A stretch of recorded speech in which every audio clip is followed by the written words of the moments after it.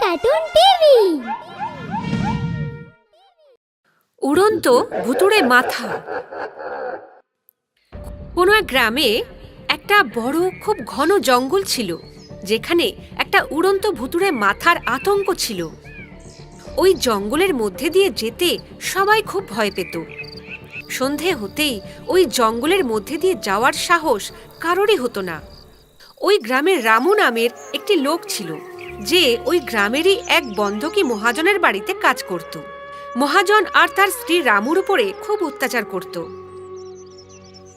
রামু অল্প কিছুক্ষণের জন্য একটু বিশ্রাম নিতে পারত না। একদিন রামু নিজের কাজ শেষ করে একটু বসেছিল, ঠিক তখনই ওর গিন্নিমা ওখানে আসলো আর ওকে বলতে লাগলো, দেখ রামু, এত ফাঁকিবাজি ভালো না। ফাঁক পেলেই শুধু আরাম করা, নবাব কোথাকার। আগে আগে আমি সব কাজ সেরে এখনই আসলাম। আচ্ছা, তাহলে তুই আমার মুখে মুখে তর্ক করবি? বেশি কথা বললে এই মাসের মাইনে আমি তোকে দেব না, বুঝেছিস? না না গিন্নিমা, আমাকে ক্ষমা করে দিন। আমি এখন থেকে সেটাই করব যেটা আপনি বলবেন। ঠিক আছে, এখন শোন, জঙ্গলের ওই পারে একটা খুব বড় মেলা বসেছে। ওখানে গিয়ে তুই আমার জন্য কিছু সুস্বাদু মুখরোচক খাবার নিয়ে আয়। কিন্তু গিন্নিমা, এখনই? হ্যাঁ, এখনই তুই যাবি, নয়তো কি যখন মেলা শেষ হয়ে যাবে তখন তুই আমার জন্য খাবার আনবি? গাধা কোথাকার। কিন্তু গিন্নিমা, এখন সন্ধে হয়ে এসেছে। আপনি তো সবটাই জানেন যে জঙ্গলের রাস্তা কতটা ভয়ঙ্কর হয়ে যায়। আচ্ছা, তো শুধু তোর জন্যই ভয়ঙ্কর? চুপচাপ যেটা বললাম সেটাই কর। রামুকে তার গিন্নিমার কথা শুনতেই হলো, আর ও মেলাতে যাওয়ার জন্য রওনা হলো। যেভাবেই হোক সে তো মেলাতে পৌঁছে গিয়েছিল, কিন্তু মেলা থেকে জিনিসপত্র নিয়ে আসার সময় সন্ধে হয়ে গিয়েছিল। রামুর অবস্থাও তখন খুব খারাপ হতে লাগলো। রামু ভগবানের নাম করতে করতে জঙ্গলের মধ্যে দিয়ে হাঁটছিল। জয় হনুমান, জয় বজরংবলী, জয় হনুমান, আমাকে রক্ষা করো প্রভু। যদি ওই উড়ন্ত ভুতুড়ে মাথা আমাকে ধরে ফেলে তাহলে আমার অবস্থা তো খুব খারাপ হয়ে যাবে। নিজের সঙ্গে কথা বলতে বলতে রামু হাঁটছিল, ঠিক তখনই পিছন থেকে একটা আওয়াজ শুনতে পেল।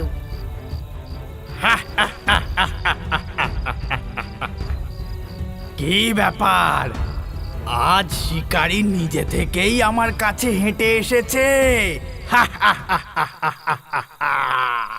আজ তো খুবই মজা হবে। রামু যখনই পিছন ফিরে তাকালো তখনই তার চক্ষু ছানা বড়া হয়ে গেল। নিজের সামনে উড়ন্ত ভুতুড়ে মাথাটাকে দেখে রামু ভীষণ ঘাবড়ে গেল আর বলল, আরে ভূত মশাই, দয়া করে আমাকে ছেড়ে দিন। যদি আমি তাড়াতাড়ি ঘরে না যাই তাহলে আমার গিন্নিমা আমাকে খুব মারবেন। আচ্ছা, তাহলে তোর গিন্নিমা এতটাই খারাপ? হ্যাঁ, উনি খুবই ভয়ঙ্কর।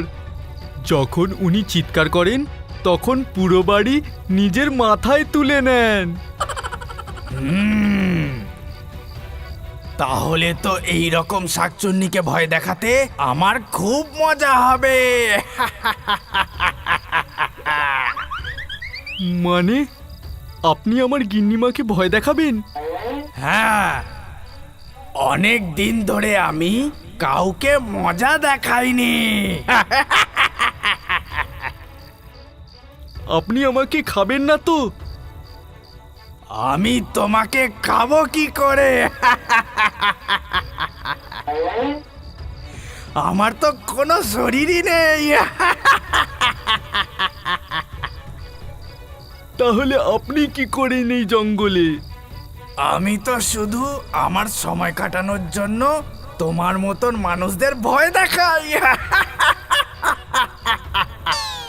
কিন্তু আপনি তো আমাকে সাহায্য করছেন। সাহায্যই ধরো, কিন্তু ওই শাকচুন্নি গিন্নিমাকে ভয় দেখাতে আমার খুব মজা হবে। তুমি চিন্তা করো না, আমি ওকে এমন মজা দেখাবো যে ও সারা জীবন মনে রাখবে। কিন্তু কিভাবে? তোমার শরীরের ভেতরে ঢুকে। এই কথা বলেই উড়ন্ত ভুতুড়ে মাথা রামুর শরীরের মধ্যে মিলিয়ে গেল। তারপর রামু নিজের গিন্নিমার বাড়ির দিকে যেতে লাগলো। সে ঘরে গিয়ে সোজা শুয়ে পড়ল। সকাল হয়ে যাওয়ার পরেও রামুকে উঠতে না দেখে তার গিন্নিমা ওখানে গেল আর বলল, ওহো, খুব তো আরাম করা হচ্ছে দেখছি, আমার জিনিসপত্রগুলো কই? এই শুনে রামু ঘুম থেকে উঠে পড়ল, কিন্তু রামুর চোখ দুটো লাল দেখে গিন্নিমা ভয় পেয়ে গেল আর বলল, আরে তোর এই চোখ দুটো এত লাল হয়ে আছে কেন? নিশ্চয় তোর কাজ না করার এটা কোনো নতুন বাহানা। তুই আমার ঘুম নষ্ট করে ভালো করলি না শাকচুন্নি। আমি তোকে ছাড়বো না। কি আরামেই না ঘুমাচ্ছিলাম আমি, আর তুই তোর ভয়ঙ্কর আওয়াজে ডেকে আমাকে জাগিয়ে দিলি। আরে রে, আজকাল খুব তর্ক করছিস দেখছি, দাঁড়া, তোকে মজা দেখাচ্ছি। এই বলে সে রামুকে মারার জন্য একটা লাঠি নিয়ে আসলো। ও যখনই রামুকে মারতে গেল তখনই রামু লাঠিটা ধরে ফেলল, আর তারপর সে গিন্নিমাকেই মারতে শুরু করলো। এই দেখে গিন্নিমা বলল, হে ভগবান, এটা কি করে সম্ভব হলো? ওর এত সাহস কি করে হয়ে গেল যে ও আমার গায়ে হাত তোলে? হে ভগবান, ওগো শুনছো? এদিকে এসো।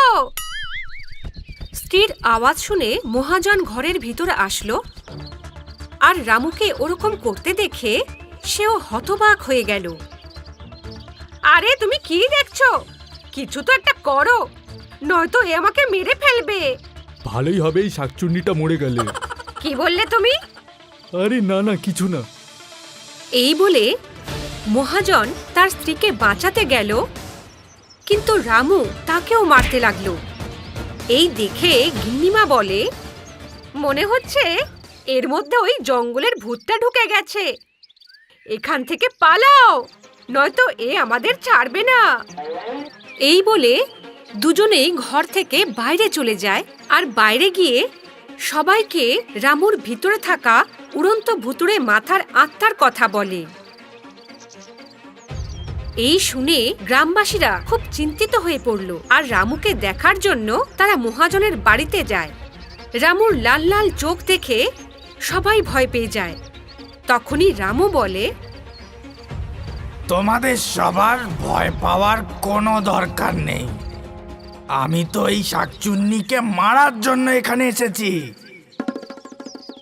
এর জন্য রামু সব সময় দুঃখী থাকে। আমি এই মহিলাকে ছাড়বো না। এই নিরীহ রামুর ওপর খুবই অত্যাচার করে। আরে শোনো, তোমরা এই ভূতের কাছে ক্ষমা চেয়ে নাও, নয়তো এই রামুর মধ্যে থেকে তোমাদের ছাড়বে না। ভূত মশাই, আমি তোমার কাছে ক্ষমা চাইছি, দয়া করে রামুর শরীরের ভিতর থেকে বেরিয়ে যাও। আমি আর কখনো রামুকে বিরক্ত করব না। যদি আমার বেরিয়ে যাওয়ার পরও তুই একে বিরক্ত করিস, তাহলে দেখে নিস।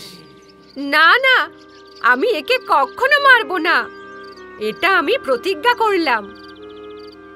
গিন্নিমা এই কথা দেওয়ায় ভূত রামুর শরীর ছেড়ে বাইরে বেরিয়ে আসলো আর বলল, আমি এইবারের মতন তোকে ছেড়ে দিলাম, কিন্তু তুই যদি কখনো এই নিরীহ রামুকে বিরক্ত করার চেষ্টাও করিস, তাহলে আমি এখানে আবার ফিরে আসব।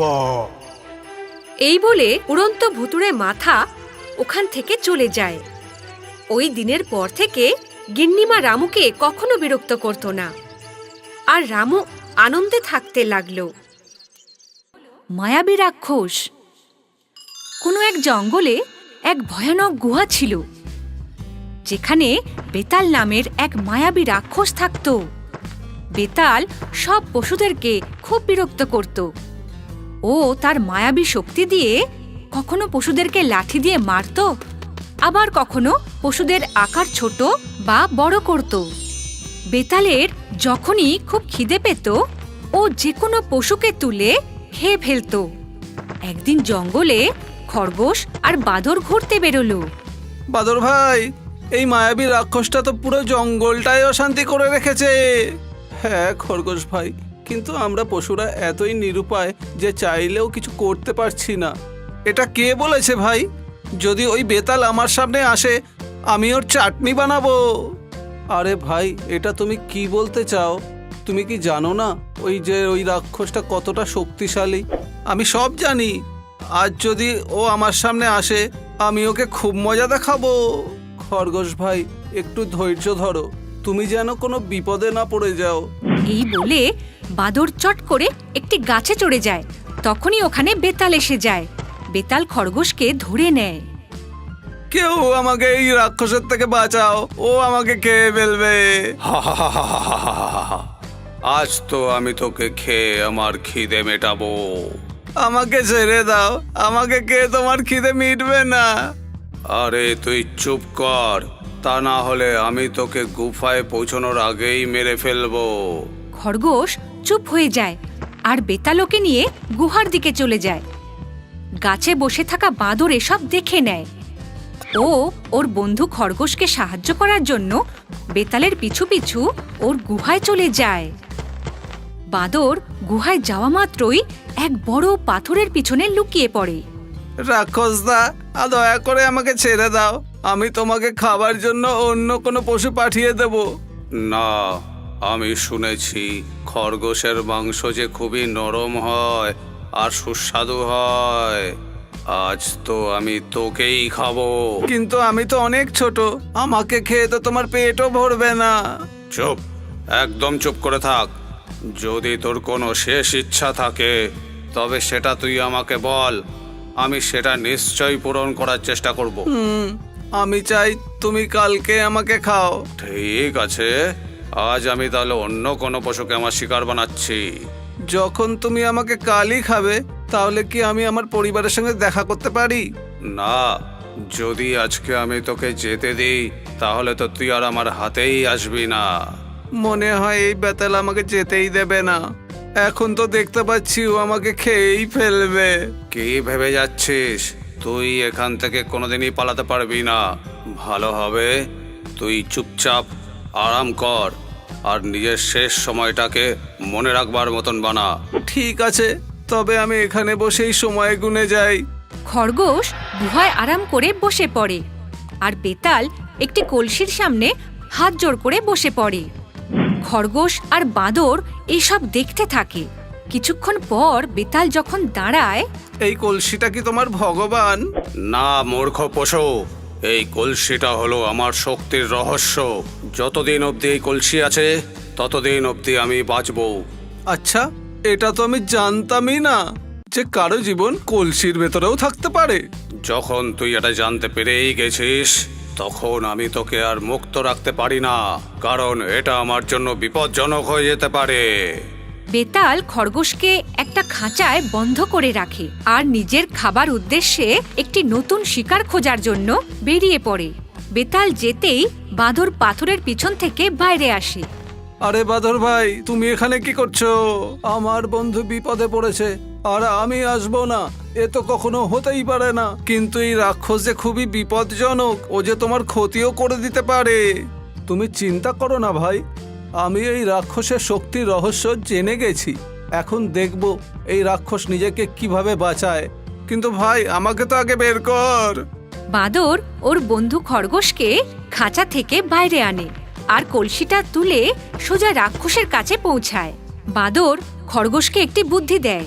ভাই, তুমি ওই বেতালের কাছে যাও আর আমি ওই গাছে চড়ছি। এটা তুমি কেমন কথা বলছো?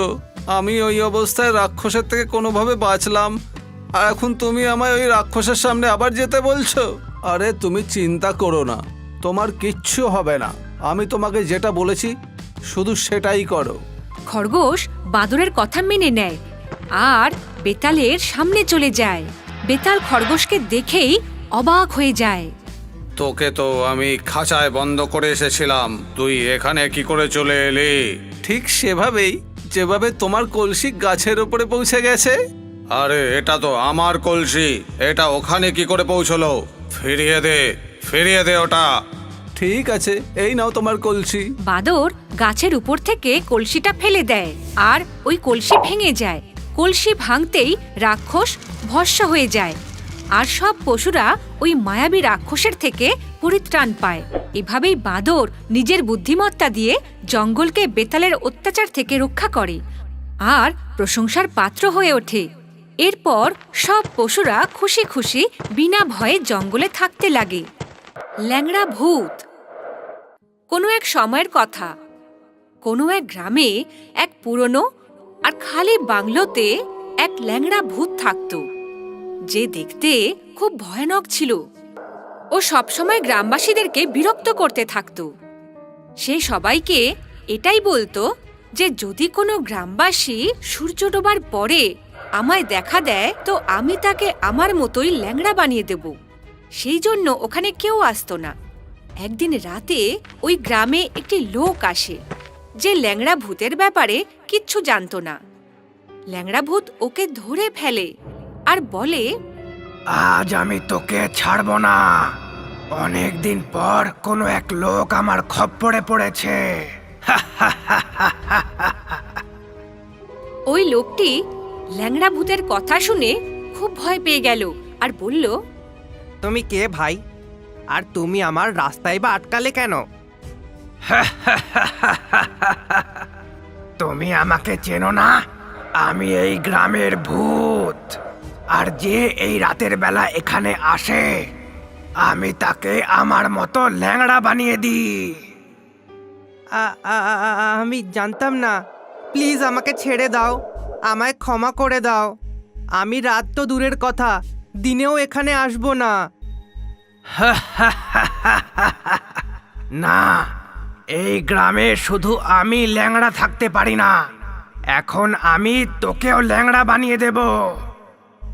এইভাবে ওই লোকটি ল্যাংড়া ভূতের কাছে ক্ষমা চায় যাতে ও তাকে ছেড়ে দেয়। কিন্তু ওই ল্যাংড়া ভূত তার জাদুর শক্তি দিয়ে তাকেও নিজের মতো ল্যাংড়া বানিয়ে দিল। যখন সকাল হলো তখন গ্রামবাসীরা সেটা দেখল। সবাই খুব অবাক হয়ে গেল আর সবাই মিলে ওই ল্যাংড়া ভূতের পুরনো বাংলোতে যায় আর সবাই ওখানে তাকে ডাকতে শুরু করে দেয়। ল্যাংড়া ভূত মশাই, ল্যাংড়া ভূত মশাই।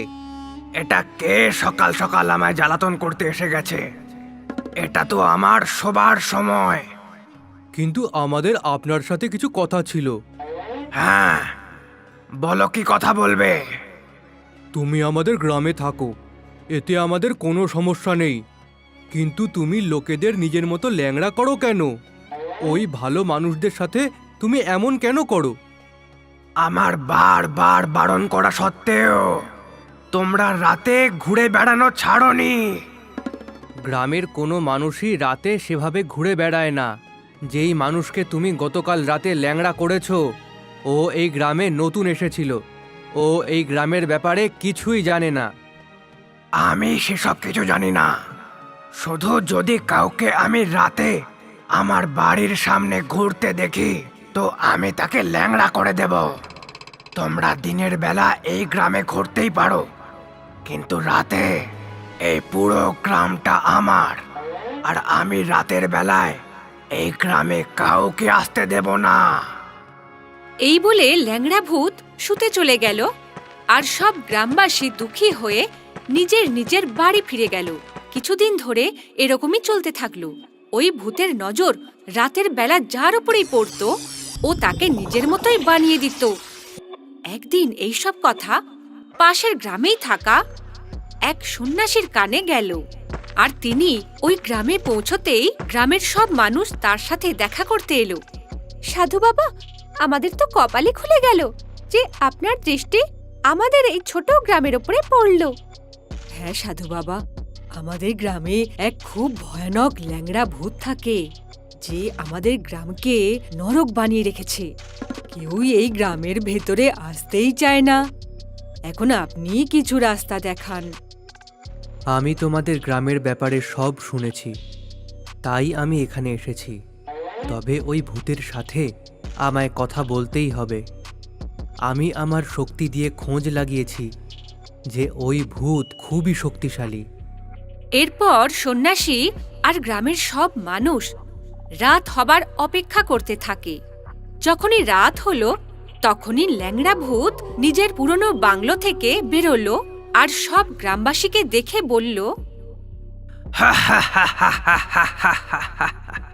মনে হচ্ছে আজ তোমরা সবাই আমার মতো ল্যাংড়া হতে চাও, সেই জন্যই এখানে এসেছো। আমরা সবাই তোমার মতন হতে চাই না। আমরা তো এটাই চাই যে তুমি এই গ্রাম ছেড়ে চলে যাও। কে বললে তুমি? আমি এই গ্রাম ছেড়ে চলে যাব? এই গ্রাম আমার। আমি এখান থেকে কোথাও যাব না, বরং তোমরা এখান থেকে চলে যাবে। ল্যাংড়া ভূত এই বলে ওদেরকে অভিশাপ দিতেই যাচ্ছিল, ঠিক তখনই হঠাৎ সন্ন্যাসী ওকে থামিয়ে দিয়ে বললেন, দাঁড়াও, এসব তুমি কি করছো? তুমি এই নির্দোষ লোকেদের কেন নিজের মতো বানিয়ে দিচ্ছ? এতে তোমার কি লাভ হবে? তুমি কে আমাকে সব জিজ্ঞাসা করার? দেখো, তুমি আমায় ভালোই ভালোই বলে দাও, না হলে আমাকে তোমায় অভিশাপ দিতে হবে, যাতে তোমার শক্তি অসম্পূর্ণই থেকে যাবে। আচ্ছা, তো তুমি আমার শক্তি অসম্পূর্ণ রাখবে? দাঁড়াও, দেখাচ্ছি। এই বলে ল্যাংড়া ভূত সন্ন্যাসীর ওপরে হামলা করল। সন্ন্যাসীও ওই হামলার জবাব আরো বেশি শক্তিশালী অভিশাপ দিয়ে দিল। তারপর দুজনের মধ্যে ভয়ঙ্কর যুদ্ধ হলো আর ল্যাংড়া ভূতের শক্তি দুর্বল হয়ে গেল আর সে পুরোপুরি ক্লান্ত হয়ে গেল। আমায় ক্ষমা করে দাও, আমি হেরে গেছি। তাহলে ঠিক আছে, যদি তুমি নিজের হার মেনেই নাও, তাহলে আমি তোমার আর কোনো ক্ষতি করব না।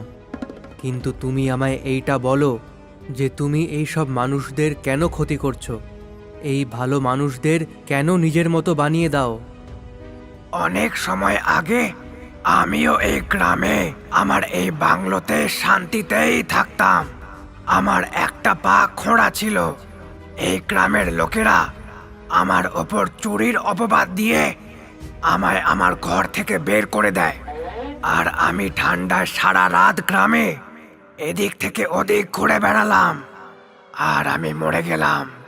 তখন থেকেই আমি এই গ্রামবাসীদের ওপর বদলা নিচ্ছি। তোমার সাথে যেটাই হয়েছে সেটা খারাপ হয়েছে, আমরা তাতে দুঃখিত। তবে এখান থেকে তোমায় এখন যেতে হবে, কারণ তোমার জন্য গ্রামের লোকেদের অনেক সমস্যা হচ্ছে। ঠিক আছে সাধু বাবা, আমি এখান থেকে সারা জীবনের জন্যই চলে যাব। তবে আমার সাথে যেই অন্যায় হয়েছে তার কি হবে? আমি তো ন্যায় বিচার পেলাম না। গ্রামবাসীদের আসল সত্যিটা না জানিয়ে তোমার ওদের সাজা দেওয়া উচিত হয়নি, কিন্তু এখন তুমি আর জীবন্ত হতে পারবে না, এটাই প্রকৃতির নিয়ম। তবে হ্যাঁ, আমরা তোমায় মুক্তি ঠিকই দিতে পারবো। এরপর সব গ্রামবাসীরা ল্যাংড়া ভূতের সাথে হওয়া অন্যায়ের জন্য ক্ষমা চায় আর সন্ন্যাসী ওই ভূতকে মুক্তি দিয়ে দেন, আর গ্রামবাসীরাও খুশি খুশি সেখানে থাকতে শুরু করে।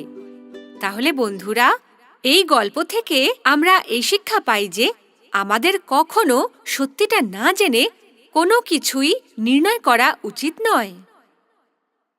হ্যালো হ্যালো বন্ধুরা, বন্ধুরা। আমাদের কমেন্ট করে নিশ্চয়ই বলুন যে আপনাদের এই গল্প কেমন লাগলো।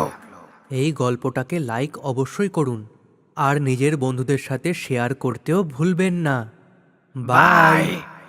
যদি আমাদের ভিডিওটি আপনার ভালো লেগে থাকে তাহলে এটিকে লাইক করুন, চ্যানেল সাবস্ক্রাইব করুন এবং আমাদের কার্টুন শোজ সবার প্রথমে দেখার জন্য বেল আইকন প্রেস করতে ভুলবেন না।